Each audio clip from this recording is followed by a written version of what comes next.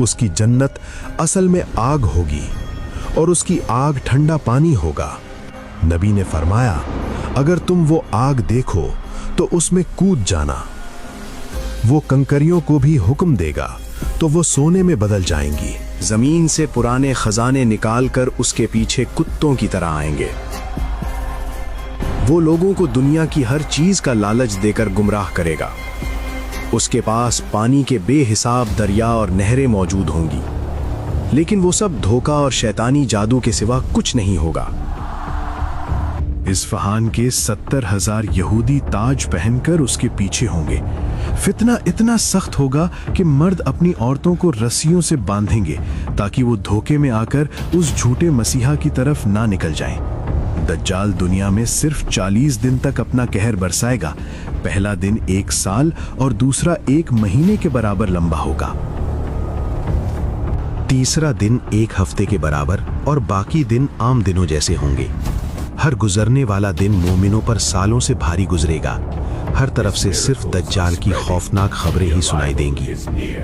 उसकी शक्ति बढ़ रही।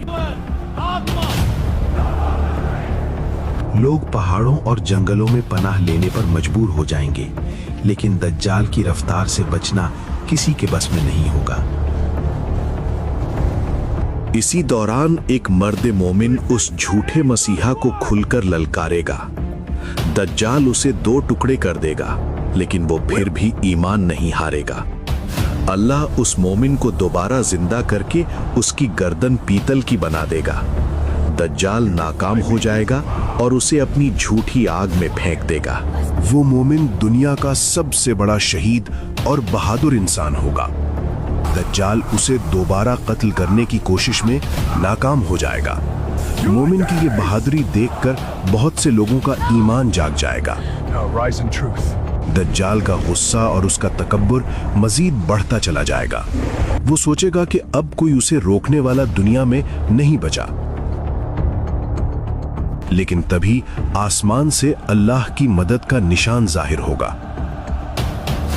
जब मुसलमान नमाज फज्र के लिए सफ़ें बांध रहे होंगे, दमिश्क की मस्जिद के सफेद मीनार पर आसमान से नूर चमकेगा। फरिश्तों के परों पर हाथ रखे हजरत ईसा आसमान से उतरेंगे। उनके बालों से पानी की बूंदें मोतियों की तरह गिर रही होंगी। हजरत ईसा को देखते ही दज्जाल नमक की तरह पिघलने लगेगा। वो डर कर भागेगा, लेकिन हजरत ईसा उसे बाबे लुत पर पकड़ लेंगे। वो झूठा खुदा एक पल में मिट्टी में मिलने वाला होगा। हजरत ईसा के चेहरे का नूर इतना होगा कि काफिर उसे देख नहीं सकेंगे। उनकी सांस जहां तक जाएगी वहां तक काफिरों का खात्मा होगा। दज्जाल को अपनी मौत का यकीन हो जाएगा और वो पनाह मांगेगा। हजरत ईसा अपना नेजा उसकी छाती में उतार कर उसका खात्मा करेंगे। दज्जाल का नापाक खून सबके सामने उसके नेजे पर दिखाई देगा। उसके मरते ही दुनिया में अमन और सुकून का नया दौर आएगा। शेर और बकरी एक ही जगह सुकून से चरने और रहने लगेंगे। दुनिया से दुख और बीमारियां खत्म हो जाएंगी और हर तरफ सिर्फ खुशहाली का राज होगा। हजरत ईसा अलैहिस्सलाम दुनिया में इंसाफ का निजाम कायम करेंगे और लोग बरसों तक अमन के साथ रहेंगे। जमीन और आसमान अल्लाह की हम्दो सना से गूंज उठेंगे और हक की जीत हमेशा के लिए कायम हो जाएगी।